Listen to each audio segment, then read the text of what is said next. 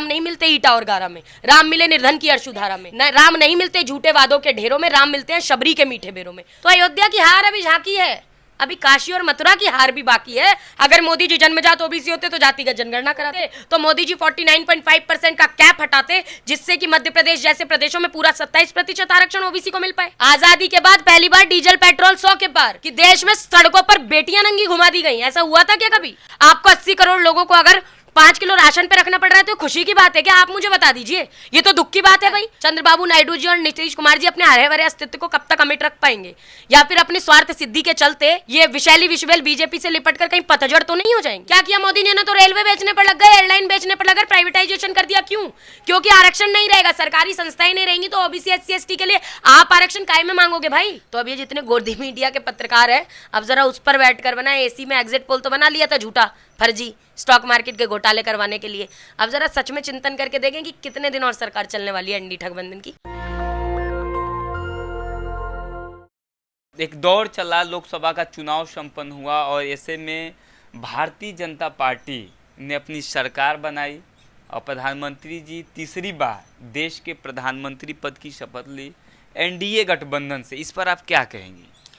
देखिए, लगातार भाजपा के द्वारा, मोदी जी के द्वारा पहले 400 पार का नारा लगाया गया, उसके बाद मोदी जी के द्वारा अपने आप को स्वघोषित परमपिता परमात्मा का देवदूत बताया गया और जनता ने उन्हें आईना दिखाया। मोदी जी को जनार्दन जनता ने इस लोकतंत्र में सबक सिखाया और महंगाई, महिला, बेरोजगारी, इन सब मुद्दों के साथ साथ जनता ने जातिगत जनगणना के मुद्दे को का साथ निभाते हुए उसे सही ठहराया है। जो लगातार हम कह रहे थे कि हम जातिगत जनगणना चाहते हैं, हम सामाजिक न्याय चाहते हैं, वो मुद्दा बहुत तेजी से सटीकता के साथ उठते हुए उभर कर इस चुनाव में आया और उस रिजल्ट में दिखाई दिया। उत्तर प्रदेश में जो ओबीसी का वोट शिफ्टिंग हुआ, जो एससी का वोट शिफ्टिंग हुआ, ये इस चीज़ को बताता है कि आज ओबीसी SC ST पहले की तुलना में अधिक जागरूक हुआ है, अपने अधिकार मांग रहे हैं। और मैं कांग्रेस की राष्ट्रीय प्रवक्ता हूँ, मैं सामाजिक कार्यकर्ता रही हूँ, बचपन से काम कर रही हूँ, 2.5 साल की उम्र से मैंने प्रवचन देना शुरू किया। 2003 से मैं कांग्रेस पार्टी में हूँ, कांग्रेस की राष्ट्रीय स्टार प्रचारक। 2004 में मुझे कांग्रेस के 24 अकबर रोड हेडक्वार्टर में मुझे प्रेस वार्ता करके बनाया गया। पहली बार मैंने प्रचार किया, मैडम सोनिया गांधी जी की स्टार प्रचारक के रूप में गई मैं, राहुल गांधी जी की स्टार प्रचारक के रूप में मैं गई। अमेठी, रायबरेली बचपन से मैं प्रवचन के लिए भी जाती रही हूँ।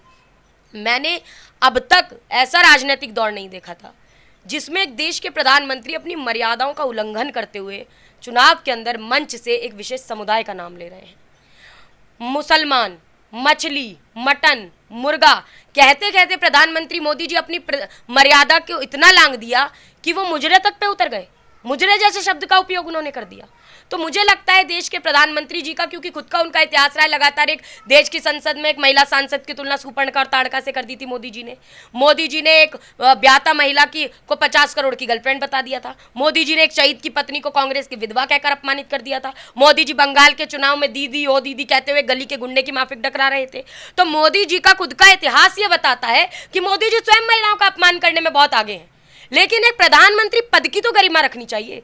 लेकिन बनारस की जनता ने जैसे ही शुरुआती रुझानों में उन्हें पीछे किया, ये जनता पे ने एक संदेश दिया पूरे देश को कि मोदी जी की छवि अब उतनी प्रभावी नहीं बची, एक अकेला सब पर भारी नहीं हो सकता। ऐसे में आप जो मुसलमान का नाम ले रही हैं, तो ऐसे में आज़ादी के बाद ऐसा पहली बार हुआ है कि 40 करोड़ इस देश में मुसलमानों की संख्या है।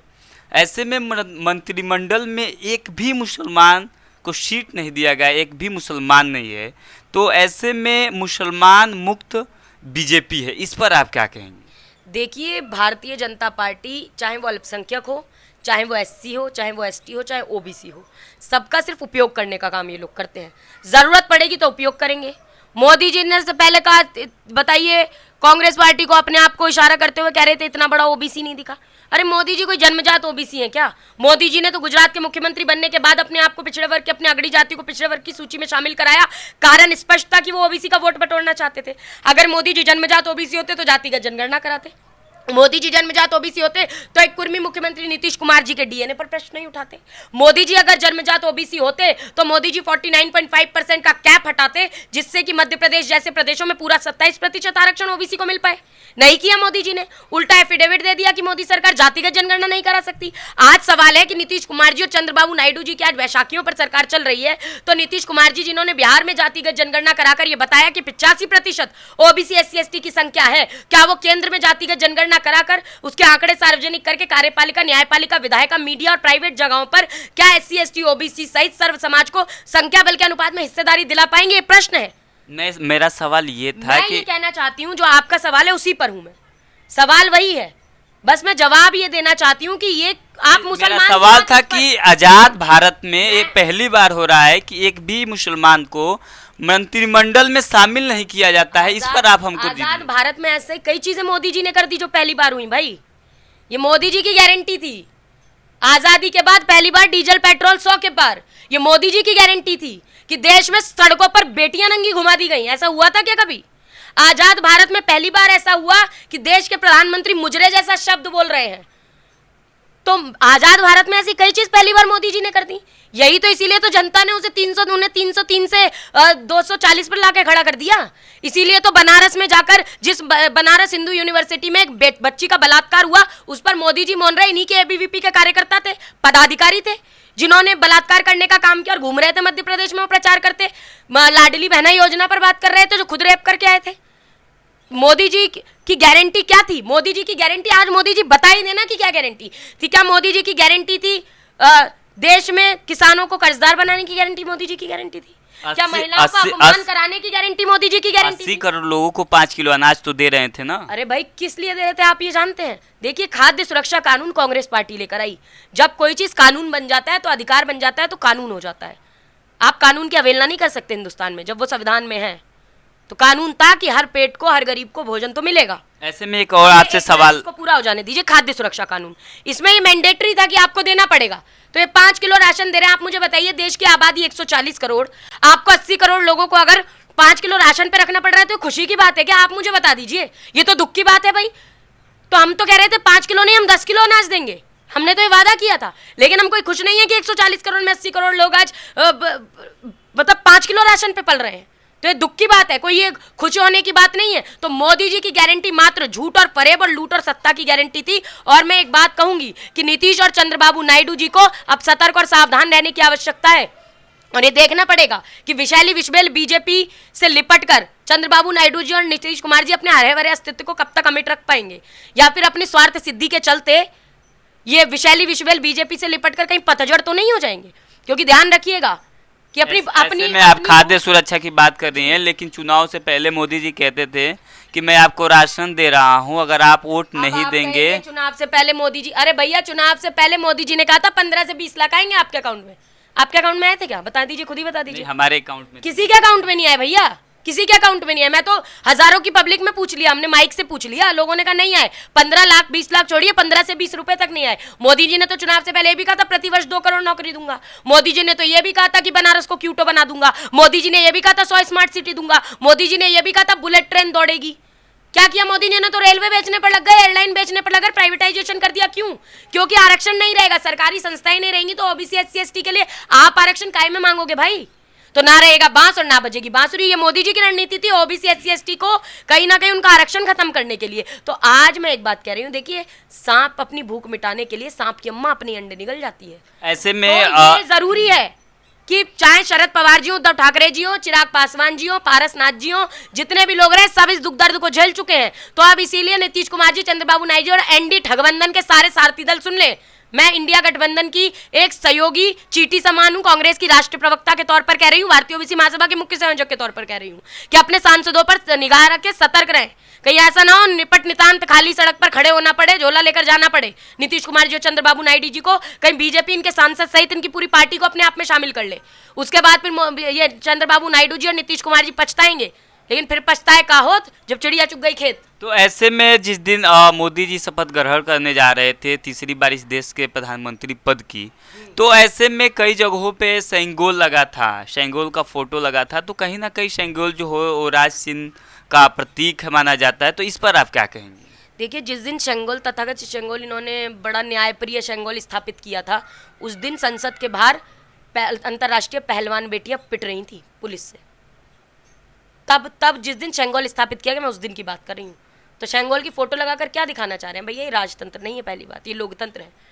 और लोकतंत्र में राजा रानी की कोख से पैदा नहीं होता, लोकतंत्र में राजा जनता के वोट से पैदा होता है। ऐसे में आप कांग्रेस की प्रवक्ता हैं, तो जो यूपी में जो अयोध्या से जिस तरह से बीजेपी को करारी हार मिली है, इस पर आप क्या कहेंगी?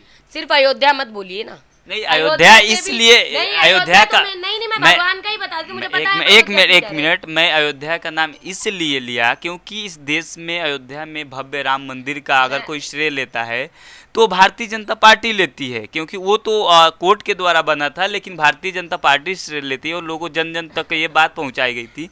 ऐसे में अयोध्या से वो हार जाती है, इस पर आप क्या कहेंगे? देखिए, सबसे पहली बात जो आपने खुद कह दी, कोर्ट के आदेश पर राम मंदिर बना, और ये भाजपा की ही बात थी। भाजपा कहती थी कि राम मंदिर हमारे एजेंडे में नहीं है। जब हमने पूछा था कि राम ललाम आएंगे, मंदिर वहीं बनाएंगे, लेकिन तारीख कब बताएंगे, तो भाजपा के नेताओं ने कहा हमारे एजेंडे में तो है ही नहीं राम मंदिर, ये तो न्यायालय का विषय है, न्यायालय से पूछिए तारीख क्या है, न्यायालय से पूछिए राम मंदिर कब बनेगा। तो राम किसी की बपौती नहीं है, राम सबके हैं जो राम में आस्था रखते हैं, जो राम को मानते हैं, राम को पूछते हैं, जो राम को अपना समझते हैं, राम उनको अपना समझते हैं। और ये बात कांग्रेस की राष्ट्रीय प्रवक्ता, भारतीय ओबीसी महासभा की मुख्य संयोजक साधना भारती ही नहीं कह रही, ये बात भाजपा की कद्दावर नेत्री आदरणीय उमा भारती जी भी कह चुकी हैं। तो मुझे लगता है राम नहीं मिलते ईटा और गारा में, राम मिले निर्धन की अरशुधारा में, राम नहीं मिलते मंदिर के फेरों में, राम नहीं मिलते झूठे वादों के ढेरों में, राम मिलते हैं शबरी के मीठे बेरों में। तो ये तो अयोध्या की जनता ने दिखा दिया ना कि राम को लाने की हैसियत किसी की नहीं है, भगवान राम सबको लाए, अयोध्या की जनता ने बता दिया। और मैं आपसे सिर्फ अयोध्या के लिए इसलिए मना कर रही थी, रामेश्वरम भी हारे, रामटेक भी हारे, रामपुर भी हारे, सीतापुर भी हारे, कोपल्ला जहां हनुमान जी का जन्म हुआ वो भी हारे।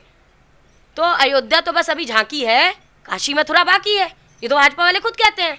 तो अयोध्या की हार अभी झांकी है, अभी काशी और मथुरा की हार भी बाकी है, उसके लिए अब भाजपा तैयार रहे, ये मैं जरूर कहना चाहूंगी। यानी कि इस बार अगर बात की जाए तो जिस तरह से जनता ने जनादेश दिया है, जिस तरह से जनता ने इंडिया गठबंधन पर अपना विश्वास जताया है, इस पर क्या आप कहेंगी? देखिए, सबसे पहले तो जनता जनार्दन का बहुत धन्यवाद, आभार कि जनता ने एक मजबूत विपक्ष खड़ा करके दिखाया और जो तानाशाही थी उस पर विराम लगाने का काम किया। जो कल तक मोदी गारंटी, मोदी एक अकेला सब पर भारी कह रहे थे, आज उन मोदी जी को ये कहना पड़ गया कि एक अकेला सब पर भारी नहीं है, उन्हें ये कहना पड़ गया कि एनडीए तीसरा कार्यकाल शुरू करने जा रहा है। तो अब मोदी जी मोदी से एनडीए पे तो आ गए हैं, अब एनडीए पे आए हैं, तो अब ये देखना बाकी है जो एनडीए के और घटक दल हैं जिनकी बैसाखियों के सहारे भाजपा की विषबेल अभी लिपटी हुई है, या भाजपा की विषबेल से जो लिपटे हुए हैं वो कब तक साथ निभाएंगे।